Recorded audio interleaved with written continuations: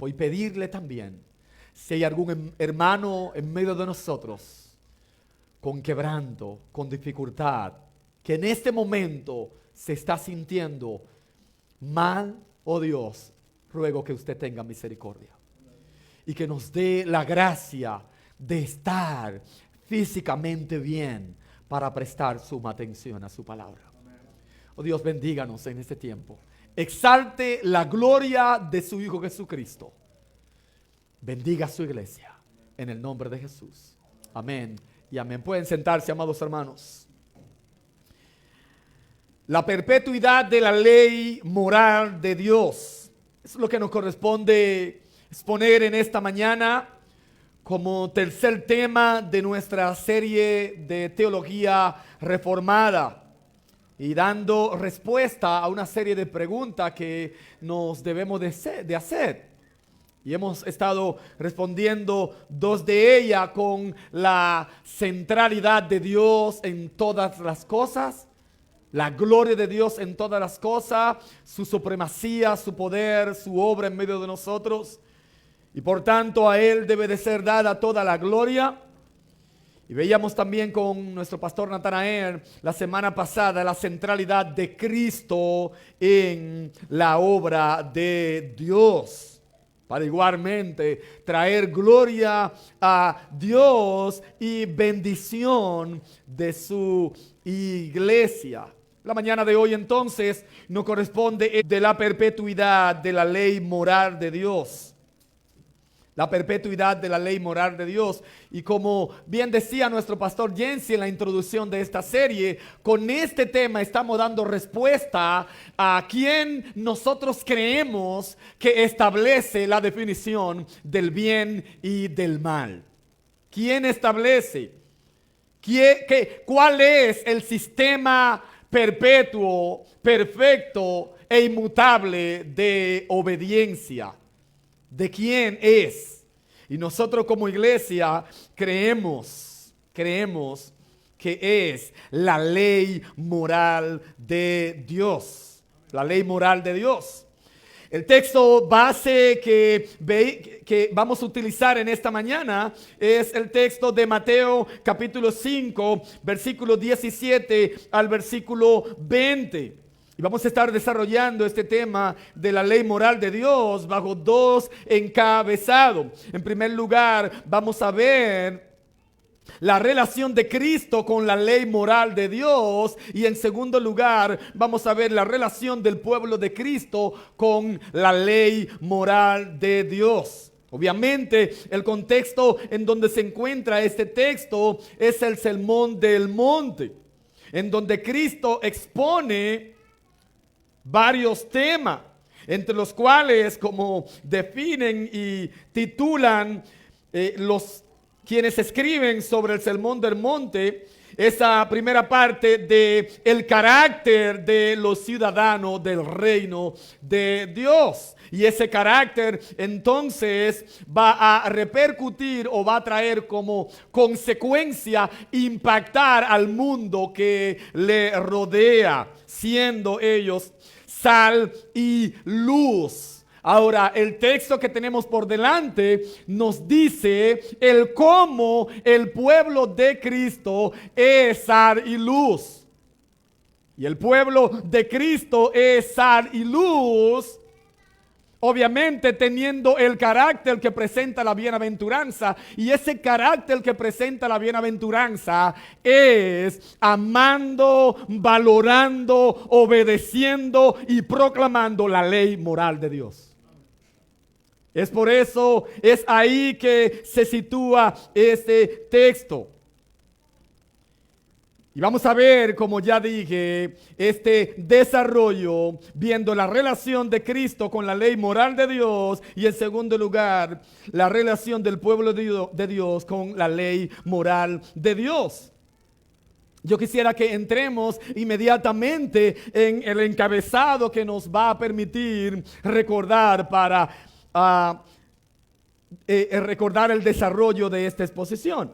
Veamos en primer lugar la relación de Cristo con la ley moral de Dios. Lo primero que nosotros observamos en el texto, específicamente en el versículo 17, es que la perpetuidad de la ley moral de Dios es evidente por la declaración del propósito de la primera venida de Cristo. Y pudiéramos decir ahí, entre paréntesis, por la declaración del propósito de la venida o la llegada del Evangelio. Del Evangelio. De manera que cuando esté diciendo la venida de Cristo, si digo la venida de Cristo o me refiero al Evangelio, me estoy refiriendo a lo mismo. El texto comienza diciendo: no penséis que he venido para abrogar la ley o los profetas. No he venido para abrogar, sino para cumplir.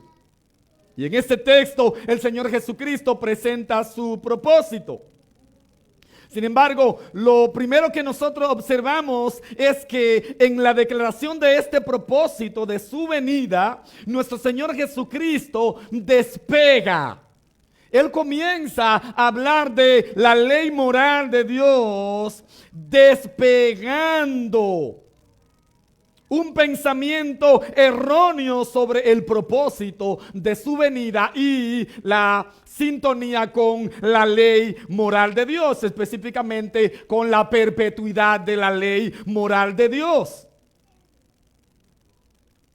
Los pensamientos y opiniones erróneos en cuanto a la ley moral de Dios son muchos y evidentes según ese texto. No es cuestión de este momento, no es cuestión de nuestra época el pensar, el opinar, el creer de manera errónea acerca de la ley moral de Dios.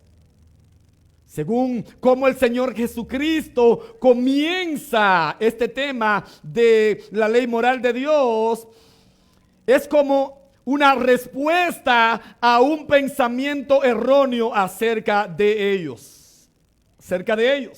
Y son diversos los pensamientos erróneos. Por un lado, nosotros tenemos el antinomianismo y por el otro lado nosotros tenemos el legalismo. Esos son, como bien decía alguien exponiendo a la historia del hijo pródigo, estos son los dos enemigos del evangelio. El antinomianismo, que es la oposición o el abandono a la ley, como vamos a ver más adelante, y el legalismo, que igualmente lo vamos a estar viendo en esta mañana más adelante. ¿Qué es el legalismo? ¿Qué es, el antinomianismo? Es el sistema de pensamiento que sostiene que la ley moral de Dios no tiene nada que ver con el pueblo de Dios. Eso es lo que sostiene ese sistema de pensamiento. Eso es lo que sostiene quienes se recuestan del antinomianismo. Dicen que la ley no es vinculante a los cristianos porque ha sido abolida. Y lamentablemente, una gran parte del pueblo de Dios a través de la historia ha creído esta parte. Obviamente, como comienza el Señor Jesucristo este texto, no penséis que he venido a abrogar. Este sistema de pensamiento que dice que la ley moral de Dios no es vinculante con los cristianos es un sistema erróneo y obviamente nace o viene por una mala interpretación de la ley. ¿Y en dónde está la mala interpretación? Nace en específicamente no distinguir entre los aspectos de la ley. Y muchas veces nosotros caemos como creyentes en abandonar, en olvidar, en no ser tan celoso a la obediencia de la ley moral de Dios porque no despegamos, no ponemos los aspectos de la ley moral de Dios en donde deben de estar. Ellos no hacen este sistema. El antinomianismo no hace una distinción entre la ley civil, entre la ley ceremonial y la ley moral de Dios. Y nosotros como creyentes le debemos obediencia a Dios. Nosotros le debemos obediencia a Dios. Ahora, realmente hay aspectos de la ley que han sido abolidos, que han sido desplazados. Y nosotros debemos de conocer esa distinción y cuáles aspectos de la ley de Dios han sido desplazados. La ley de Dios se distingue los aspectos son estos siguientes. Por un lado, tenemos las leyes ceremoniales. ¿Y a qué se refieren estas leyes ceremoniales? Se refieren a las ceremonias y sacrificios instituidos en el sistema levítico. Y escuchen el propósito de esta ley ceremonial. Ellas apuntan a Cristo. Ellas apuntan a Cristo. De manera que realmente nosotros como creyentes, como cristianos, como discípulos de Cristo, no debemos de guardar ningún tipo de ley ceremonial. Porque esta se referían a ceremonias, sacrificios, ritos, fiestas en el sistema levítico, y repito nuevamente, apuntaban a Cristo. Por otro lado, tenemos las leyes civiles o judiciales, que son las leyes que regían en Israel bajo una teocracia. Y realmente nosotros no debemos de guardar la ley civil de Israel, porque nosotros no somos judíos, nosotros somos cristianos. Nosotros somos cristianos. En este pasaje de las Escrituras, la ley que se refiere al texto específicamente es la ley moral de Dios. La ley moral de Dios. Y aunque aquí hay una expresión que realmente conforme a las Escrituras se puede y se debe de interpretar como todo el Antiguo Testamento, cuando el texto nos dice, no penséis que he venido a abrogar la ley o los profetas, aunque realmente esta frase se utiliza incluso en otros lugares para referirse a todo el Antiguo Testamento. Hay algunos aspectos del texto que nos permiten a nosotros interpretar que el texto aquí, el Señor Jesucristo se está refiriendo específicamente a la ley moral de Dios. ¿Cuáles son ellos? En primer lugar, hay una clara omisión a la palabra y a los profetas. Versículo 18 dice el texto, porque de cierto os digo que hasta que pase el cielo y la tierra, ni una gota, ni una tilde pasará ¿de qué? De la ley, hasta que todo se haya cumplido. Vamos a ver ese texto más adelante. Pero aquí el Señor Jesucristo omite la palabra y a los profetas, para dar un énfasis específico a la ley moral de Dios. Otra observación que nos ayuda a nosotros ver que se refiere específicamente a la ley moral de Dios es el contexto mismo. El contexto mismo. De hecho, una definición del Sermón del Monte, lo que los escritores y quienes comentan, de hecho, todo aquel que va al Sermón del Monte para leerlo, conocerlo, incluso exponerlo, define el Sermón del Monte. ¿Ustedes saben cómo qué? Como una exposición de la ética del reino. Como una exposición de la ética del reino. ¿Y a qué nos estamos refiriendo? Como una exposición de cuál es el sistema de conducta de los ciudadanos del reino. Es el contexto que nos da el Sermón del Monte. Pero no solamente por la omisión, no solamente por el contexto del pasaje, sino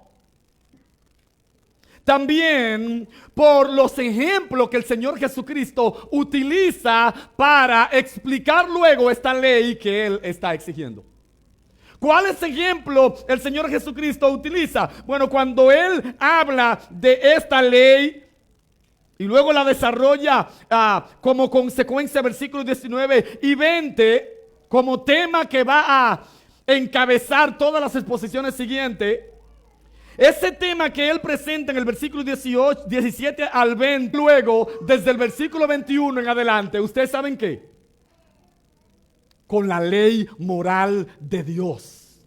¿Y a qué se refiere la ley moral de Dios? Al decálogo, a los 10 mandamientos. Es por eso que luego vamos a ver el texto explicando el buen sentido de no matar, el buen sentido de amar, el buen sentido de la pureza.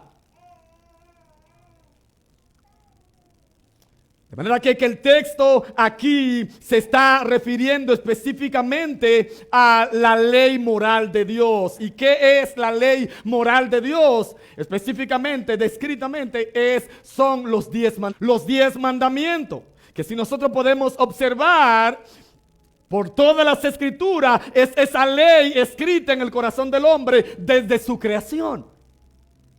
Es esa ley luego que Dios le escribe en tabla de piedra en Éxodo capítulo 20. Es esa misma ley que lo vamos a ver más adelante, que luego Dios vuelve a escribir no en tabla de piedra, sino en el corazón del hombre. Es esa misma ley que luego en el Nuevo Testamento es resumida en 2 grandes mandamientos. Y luego esa misma ley, los apóstoles, todo el Nuevo Testamento podemos observar que el cumplimiento de la ley es amar. El cumplimiento de eso es llevándonos a una vigencia del decálogo en nuestra demanda de obediencia, en nuestra obediencia demandada. Esa ley que se refiere el texto en el versículo 17, 18 y 19. Es sobre la ley moral de Dios que nuestro Señor Jesucristo dice: no penséis que he venido para abrogar. Habiendo entendido esto, debemos de entender entonces que la perpetuidad de la ley moral de Dios es evidente por la declaración del propósito de la venida de Cristo o del Evangelio. Él dice: hey, no piensen, sáquense de su mente. Se lo dijo a aquella generación: amada iglesia bíblica, gracia y verdad, saquémonos de nuestra mente que el Evangelio vino para desaparecer la ley moral de Dios. Quitemos ese pensamiento de nosotros, porque Él no vino para abrogar, Él no vino para disolver, Él no vino para abolir, para derribar, para quitar de en medio la ley de Dios. Él lo dice claramente. O si Cristo no vino con el propósito de abolir la ley de Dios, entonces nosotros como creyentes, nosotros como iglesia, debemos de entender que la autoridad, la santidad y la exigencia de demanda de obediencia a la ley moral de Dios aún sigue vigente. Si Cristo dijo con claridad: hey, no piensa en eso, entonces nosotros debemos entender que los 10 mandamientos tienen autoridad. Amén. Hermanos, escuchen esto: los 10 mandamientos tienen autoridad. Amén. Y lo voy a decir declarado en nuestro contexto que estamos viviendo. Los 10 mandamientos no son solo para los adventistas. No son solo para los adventistas. Los 10 mandamientos son para todo el mundo. Amén. Es para el mundo completo. Cristo dijo: no he venido a eso. Sigue la misma autoridad, sigue la misma santidad, sigue la misma exigencia. De hecho, como vamos a ver más adelante, la definición actual del pecado, ¿ustedes saben qué es? Infracción de la ley. Infracción de la ley. El texto dice en su presentación del propósito, él dice al contrario, no dice la palabra al contrario. No vengo para abrogar, sino vine a cumplir. Él vino a cumplir. ¿Y cuál es la idea de cumplir? ¿A qué se refiere el texto cuando Cristo dice, yo vine a cumplir la ley de Dios? Nosotros podemos observarla, en primer lugar, por el mismo contexto. Por el mismo contexto. En el versículo 19, el Señor Jesucristo pone un argumento consecuente. Y el argumento consecuente, vamos a verlo más adelante, pero el argumento consecuente es, cualquiera que quebrante uno de estos mandamientos, muy pequeño será. Y así enseñe entre los hombres, muy pequeño será, llamado entre el reino de los cielos. Mas cualquiera que los haga y los enseñe, este será llamado grande en el reino de los cielos. Entonces, ¿cuál es el punto aquí?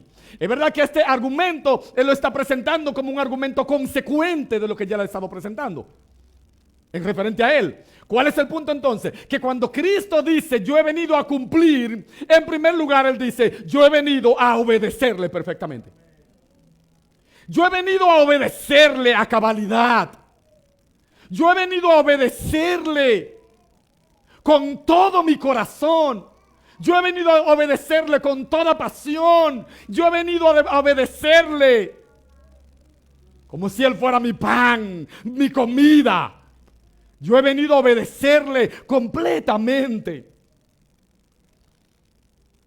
Yo he venido a obedecerle de manera positiva y yo he venido a obedecerle de manera pasiva. ¿A qué se refiere el texto? ¿A qué me refiero con esta expresión de manera positiva y negativa? Cristo dice, y pasiva, Cristo dice, yo he venido a cumplirla. Otra palabra es, yo he venido activamente, con toda disposición, a obedecer lo que ella dice. Pero no solamente esto, sino que Cristo mismo, Él fue objeto del cumplimiento de la ley moral de Dios en recibir la condenación del pecado del pueblo de Dios sin Él haber pecado. Sin Él haber pecado. De manera que en Él se cumple completamente la ley de Dios, Él obedeciéndola. Pero ¿saben algo? Hay un pueblo que no cumplió. Hay un pueblo que pecó. Hay un pueblo que peca constantemente. ¿Y sabe algo? Cristo recibe el castigo. Eso en cuanto a lo moral. Pero como ya vimos también, la ley ceremonial, la ley que era para revelar el plan de Dios, ¿sabe qué? Se cumplió en Cristo. Todo se cumple en Él, porque todo habla de Él, todo apuntaba a Él. Todo apuntaba a Él. No solamente que Él la vino a cumplir en cuanto a su propia obediencia de manera activa y de manera pasiva, recibiendo el castigo por los pecados, sino que Él la cumplió dándole el verdadero sentido de su enseñanza. Dándole el verdadero sentido de su enseñanza. De hecho, es lo que nosotros observamos desde el versículo 21 en adelante. En el oísteis que fue dicho, oíste que fue dicho, oíste que fue dicho. Él no está en contradicción con el decálogo, Él no está en contradicción con la ley moral. Él está en contradicción con la falsa enseñanza, con la mala interpretación, con la mala y corta interpretación. Él vino a cumplir la ley de Dios. Como dice Isaías capítulo 42, versículo 21, en el contexto de uno de los cánticos del siervo sufriente. Dice el texto 41, 21, Jehová se complació por amor de su justicia en magnificar la ley y engrandecerla. A eso vino Cristo. Ahí usted puede interpretar eso. En el versículo 21 dice que Dios se complació por amor en magnificar la ley y engrandecerla. Yo vine a cumplirla, yo vine a magnificarla. Yo vine a engrandecerla. El versículo 1 y versículo 2 dice que las naciones en Él verán la justicia. Verán en Él cómo se debe de vivir. Verán en Él la completa obediencia. Verán en Él el plan de Dios. A eso vino Cristo. A magnificarla. A engrandecerla. De manera que observamos en primer lugar que el propósito, que la perpetuidad de la ley moral de Dios es evidente por el propósito declarado de la venida de Cristo o del Evangelio. Pero en segundo lugar, en relación a Cristo, es que la perpetuidad de la ley moral de Dios es evidente por la declaración de Cristo acerca del carácter eterno de la ley de Dios. La declaración de Cristo acerca del carácter eterno de la ley moral de Dios. De hecho, el carácter eterno de la ley moral de Dios es la razón por la cual Cristo no vino a abrogar, sino a cumplir. Observen el nexo conector, dice el texto: no penséis que he venido para abrogar la ley o los profetas. No he venido a abrogar, sino que he venido para cumplir. Y después dice, ¿por qué? ¿Por qué? ¿Cuál es la razón que Él vino a cumplir? Que Él vino a obedecer completamente, que Él vino a que la ley moral se cumpla en Él, que Él vino a dar el verdadero significado a esta generación. ¿Cuál es la razón? Porque de cierto os digo que hasta que pasen el cielo y la tierra, ni una jota ni una tilde pasará de la ley hasta que todo se haya cumplido. En ese texto observamos que el carácter moral, el carácter eterno de la ley moral de Dios fue la razón por la cual Cristo vino a cumplirla y no a reprobarla o abolirla. Pero lo segundo que observamos es que el carácter eterno de la ley moral de Dios es el argumento solemne, escuchen esto, solemne y sobrio de la perpetuidad de la ley moral. La expresión cuando dice, de cierto os digo, es una forma solemne y sobria de llamar la atención de aquel entonces y llamar también nuestra atención. Presten atención. De cierto os digo. Como veíamos, no quiero nada que traer cositas a su conciencia. Pero los que no están viniendo a la escuela dominical se pierden de tantas cosas. Yo recuerdo que aprendíamos en estas semanas atrás. Que ese de cierto os digo, que esa de verdad te digo, ¿saben que no es necesario? Porque ¿quién es el que está hablando aquí? Cristo es el que está hablando. No hay que jurar, no hay que llamar la atención. Todo el mundo tiene que prestarle atención.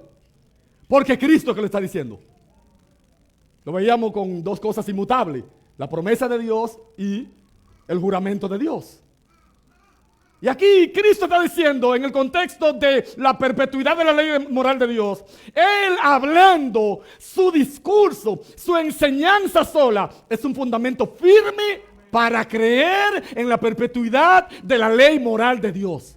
Sin embargo, Él dice, de cierto, presten atención, es una gracia. Es una gracia de Cristo llamarnos la atención. Es una gracia.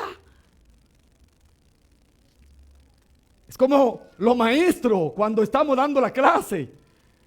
Mira, el estudiante que está en un aula, el deber de él es permitir que se dé la clase. Ese es su deber. Como yo le digo a los muchachos en la primera semana de clase. Mire, aquí estamos para glorificar a Dios. Y mi manera de glorificar a Dios en estos 45 minutos es yo enseñando francés. Y su manera de usted glorificar a Dios es dejándome a mí enseñar francés. Ya, y con eso basta el año entero. Pero ¿saben algo? No me hacen caso. No me hacen caso. Y entonces uno está enseñando ahí. Y hay un alboroto.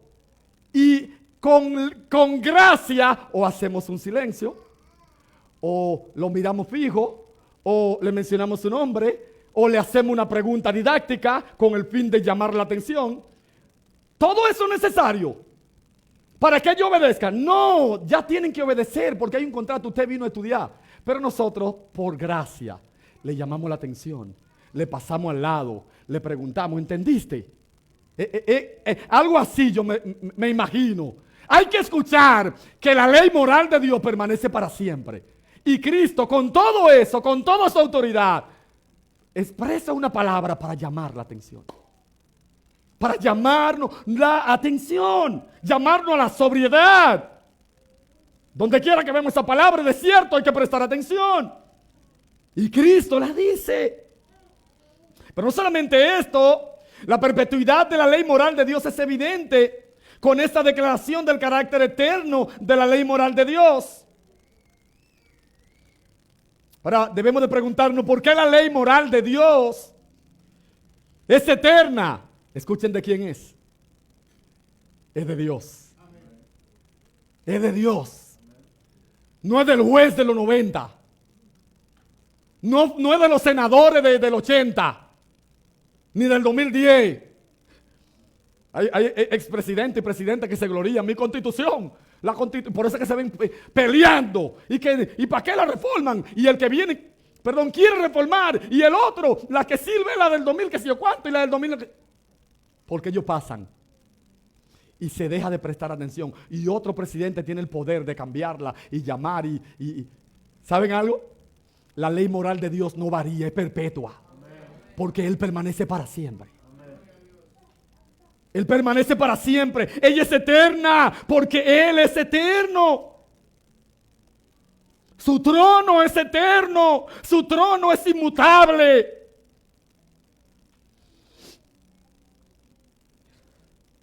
Según el texto también, el carácter eterno de la ley moral de Dios es relacionada a la firmeza o a la firme permanencia del cielo y de la tierra. Y es importante esta relación que guarda aquí. Porque la Escritura relaciona la permanencia o la perpetuidad de la ley moral de Dios en relación a la creación en dos sentidos.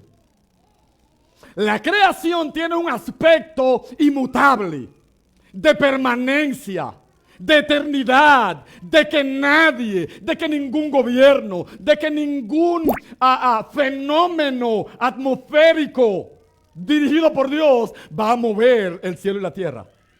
Nada va a acabar el cielo y la tierra. Y eso hay que creerlo. De hecho, eso es lo que utiliza el texto. Miren qué dice el texto. El texto dice: porque de cierto os digo que hasta que pasen el cielo y la tierra, ni una jota ni una tilde pasará de la ley hasta que todo se haya cumplido. Ahí hay un adverbio de tiempo, el hasta. Pero eso no se refiere al tiempo, sino que está hablando de la perpetuidad de la ley. Porque hay un texto que es paralelo a este, se encuentra en Lucas capítulo 16, versículo 17, que también relata la perpetuidad de la ley y dice: pero más fácil, escuchen esto, pero más fácil es que pasen el cielo y la tierra que se fruste una tilde de la ley. ¿Y cuál es el punto? ¿Cuál es el punto? Es de que no es fácil que pase el cielo y la tierra. Es que el cielo y la tierra es inmutable. Es que nadie va a acabar con el cielo y la tierra. Ese es el punto.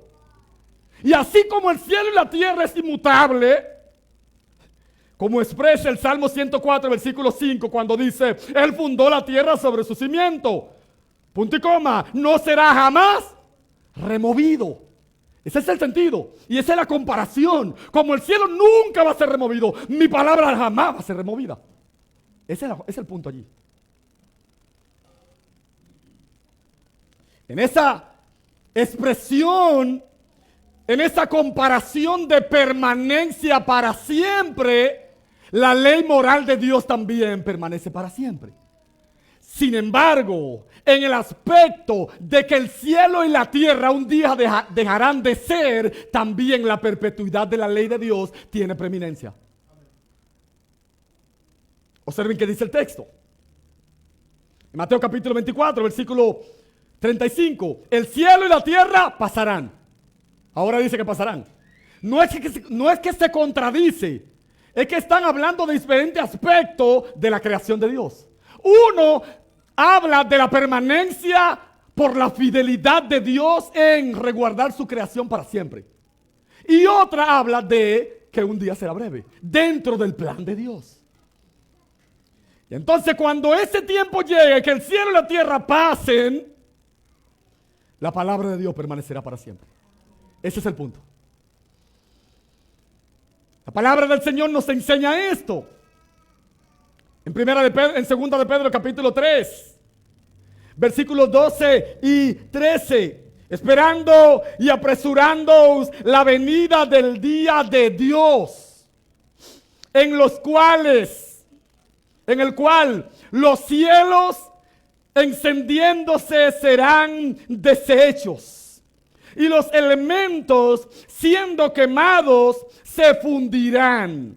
Y dice el texto, pero nosotros, escuchen, pero nosotros esperamos, amén, según sus promesas, cielo nuevo y tierra nueva, en donde viviremos como querramos. ¿No es eso que dice, hermano? En donde mora la justicia. En donde mora la justicia. ¿Qué es lo que está diciendo entonces? Que en el aspecto en donde la creación, la fidelidad de Dios la mantiene para siempre, es un ejemplo sólido, vivo, colorante para hablar de la perpetuidad de la ley de Dios. Y en donde la creación es efímera, entonces se revela y es exaltada la perpetuidad de la ley de Dios. ¿Por qué? Los cielos y la tierra pasarán. ¿Por qué? Un día esto será deshecho. Y nosotros esperamos según sus promesas, cielo nuevo y tierra nueva. Y ese cielo nuevo y esa tierra nueva morará la justicia. Y esa idea de que morará la justicia, voy a hacer hincapié otra vez. No es que somos maestros de español, aunque alguien una vez me dijo que estudia idioma, siempre está hablando de gramática. No dice morará una justicia. Morará la justicia. Es la misma justicia desde la eternidad. Es la misma justicia que puso en el corazón. Es la misma justicia que escribió. Es la misma justicia que escribió en el corazón. Es la misma justicia que se resumen. Morará la justicia. Y en este aspecto nosotros debemos entender, amados hermanos, que la perpetuidad de la ley de Dios es evidente en su aspecto o en su carácter eterno.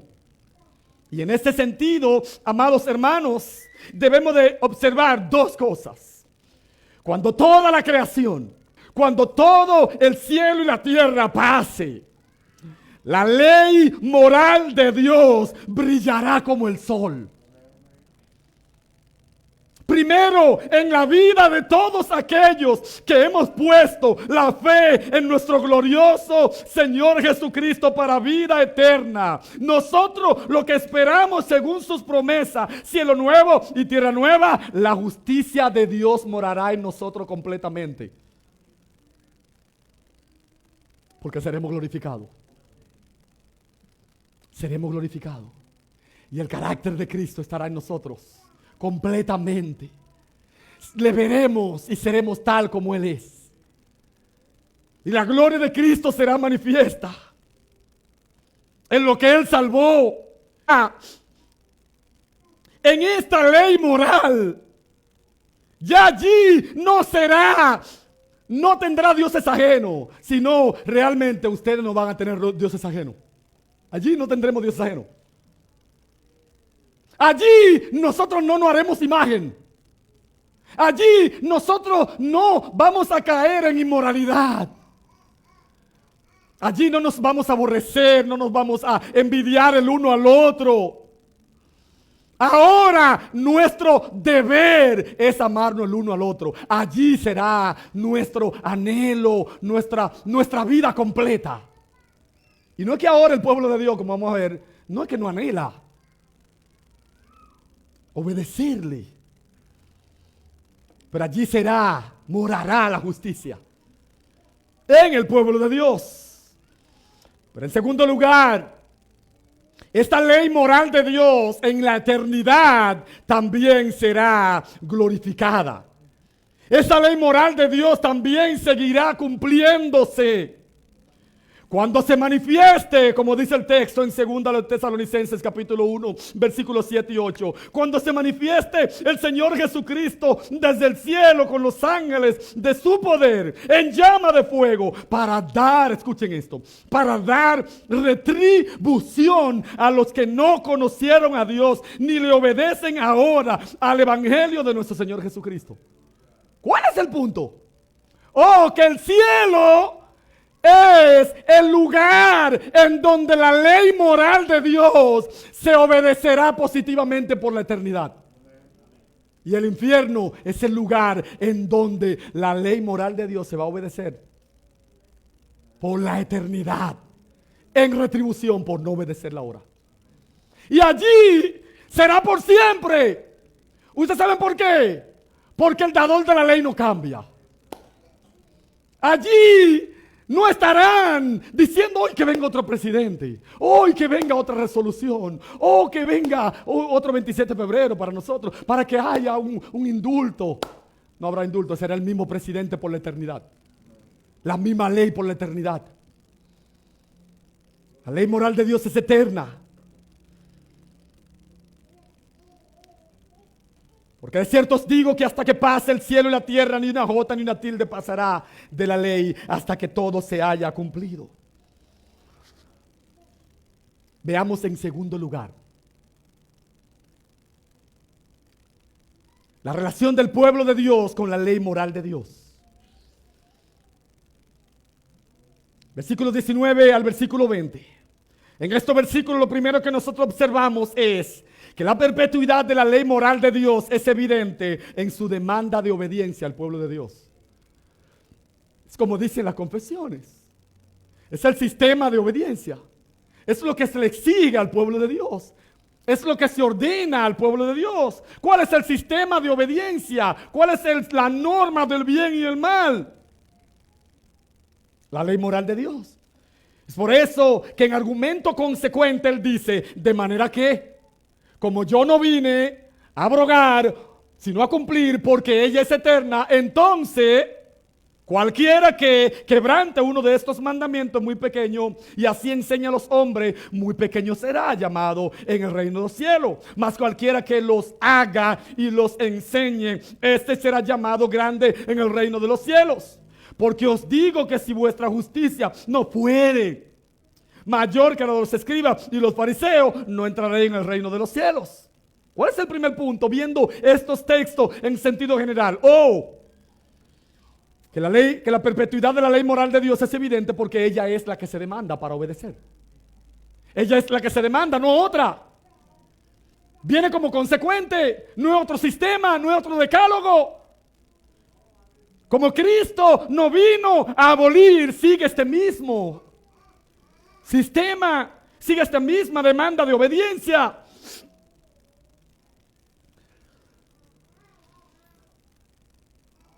Como ya dije, la definición eterna del pecado es infracción de la ley. El pecado es infracción de la ley. De hecho, el resumen de la ley es el amor. Y nosotros vemos en todo el Nuevo Testamento el llamado a obedecer, a amarnos los unos a los otros. Es como declara la confesión. En el capítulo 19, párrafo 5. Dice, la ley moral obliga para siempre. Escuchen esto. La ley moral obliga para siempre a todos, tanto a los justificados como a los demás, a que se le obedezca. Y no solo referente a lo material contenida en esta, sino que también lo que se refiere a la autoridad de Dios, el Creador, quien la dio. Tampoco Cristo en el Evangelio, refiriéndose al texto que estamos poniendo, cancela de ninguna manera esta obligación, sino que la refuerza mucho. ¿Cuál es el punto aquí, amados hermanos? La perpetuidad de la ley moral de Dios es una realidad, porque es esa ley que se nos demanda a que se obedezca.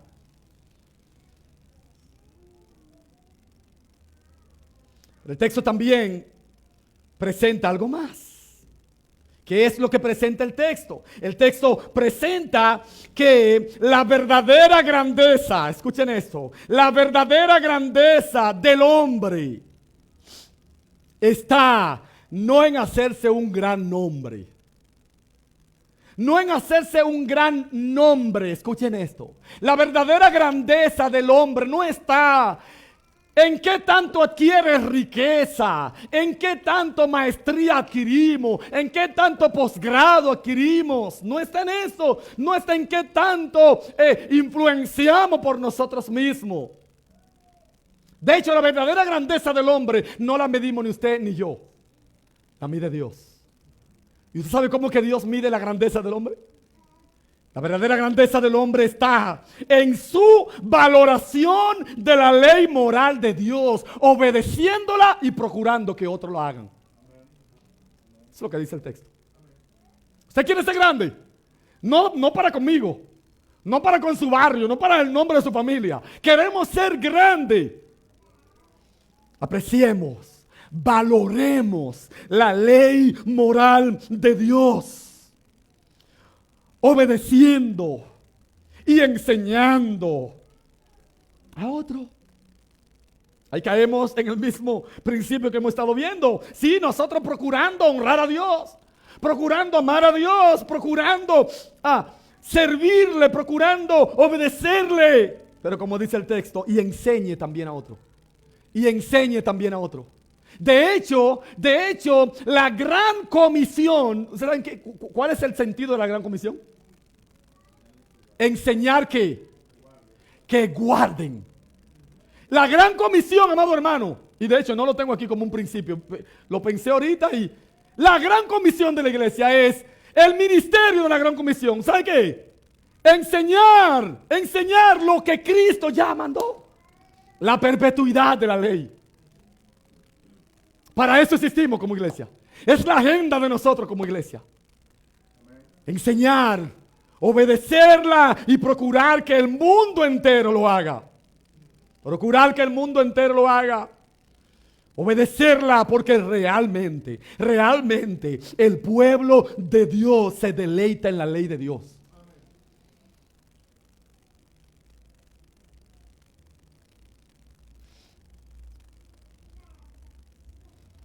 En último lugar, la perpetuidad de la ley moral de Dios es evidente en la obra de gracia en el corazón de los hombres y mujeres del pueblo de Dios. La perpetuidad de la ley moral de Dios, escuchen esto, amados hermanos, es evidente en la obra de gracia en el corazón de los hombres y mujeres de su pueblo o del pueblo de Dios. El texto, versículo 20 dice, porque os digo que si vuestra justicia no fuere mayor que la de los escribas y los fariseos, no entraréis en el reino de Dios. Porque os digo que si vuestra justicia no fuere mayor que la de los escribas y los fariseos, no entraréis en el reino de Dios. Y así como despejamos uno de los enemigos de la ley, de la perpetuidad de la ley moral de Dios al principio, llamado antinomianismo, este texto nosotros debemos de despejar la idea de que está enseñando un tipo de legalismo, que es el sistema que sostiene que nosotros debemos de vivir de tal manera que nos ganemos la entrada al reino de Dios. Jesucristo no está aquí hablando de un modo de ganarse la salvación. Jesucristo aquí no está hablando de un sistema de vida, un sistema de mérito delante de Dios. Amigo que está aquí en medio de nosotros, amiga que está aquí en medio de nosotros, ni tú ni yo podemos sostener una vida de justicia que agrade a Dios, que nos dé el cielo. No tenemos. Tú y yo no somos buenos. No crea la idea de que tú debes de ganarte la salvación. No crea la idea de que tú debes de vivir en tu propia fuerza, en tus propios méritos, para que Dios te dé entrada al reino de los cielos. No viva con el sistema de el buen vecino, como siempre decimos. ¿Por qué tú vas al cielo? Oh, tú eres bueno, es bueno. Mira, en estos tiempos nosotros sabemos, hay muchas personas muriendo. Hay muchas personas muriendo, muchas. Y hay que ir a los mortorios. Hay que ir a los mortorios, como hablábamos Juan Daniel en la funeraria. En esta semana. En los mortorios hay que ir, hermano. Para consolar. La gente se consuela nada más viéndote. Nada más que tú te pongas ahí al lado. Aprendemos de la realidad de la vida en los mortorios. Aprendemos, como dice el texto, llevamos la verdad al corazón. Pero ¿sabe qué también aprendemos mucho en los mortorios y en los entierros? La verdadera teología del hombre. Cuando vemos ese cuerpo ahí y escuchamos, era tan buena que Dios le va del cielo. Es tan bueno que Dios le va del cielo. Vivió tan bien. Era demasiado prudente. Qué inteligente. Cuánto impactó su comunidad. Qué bien crió. Cuánto guardó. Cuánto vivió para su familia. Yo no sé otro, pero esa tiene el cielo asegurado. Legalismo. Legalismo. Mentira.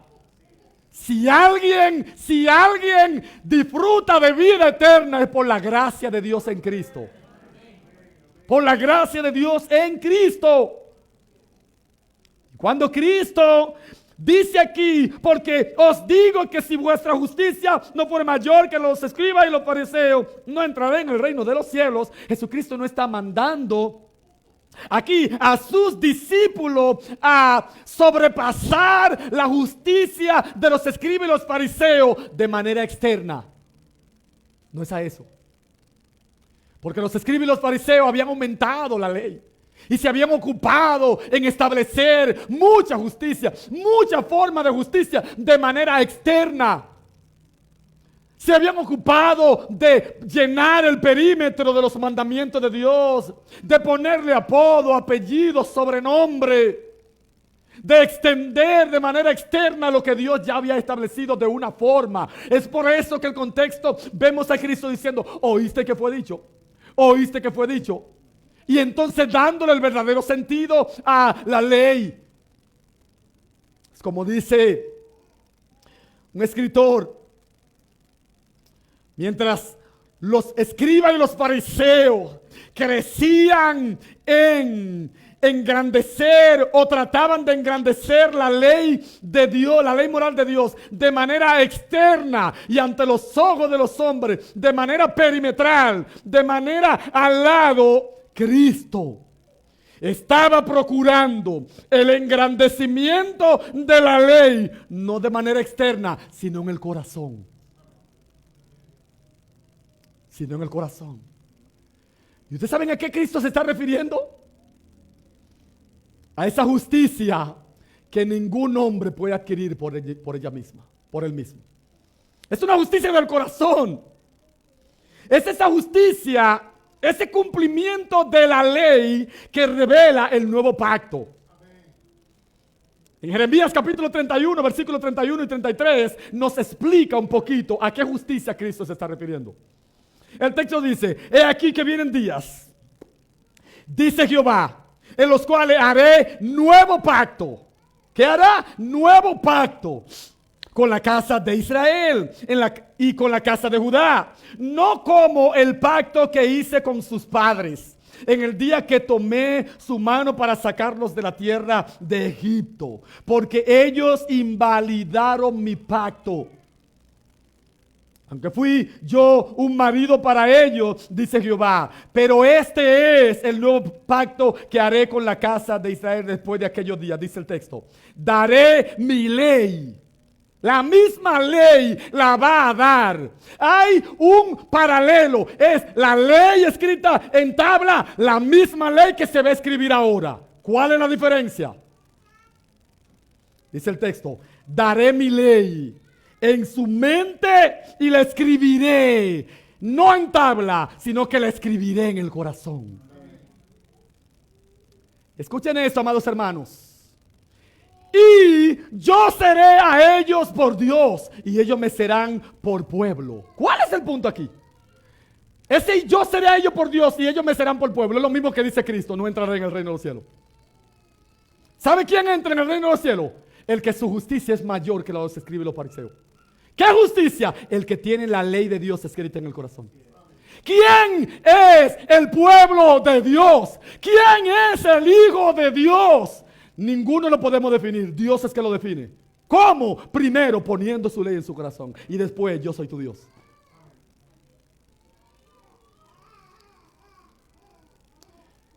De manera que, hermanos, la ley moral de Dios es perpetua. Porque Él no varió la ley, Él lo que varió el lugar en donde la ley se escribe. Lo que varió el lugar en donde la ley se escribe. Lo mismo 10, sin sacar nada. Lo mismo 10. Escrita en tabla, escrita en el corazón. Oh, amados hermanos, no caigamos en el engaño de menospreciar la ley moral de Dios. Porque caer en ese engaño, estamos corriendo el riesgo de apostatar. Porque el verdadero evangelio, la verdadera gracia, trae consigo el sello de la ley moral de Dios en el corazón del hombre que llega. No menospreciemos.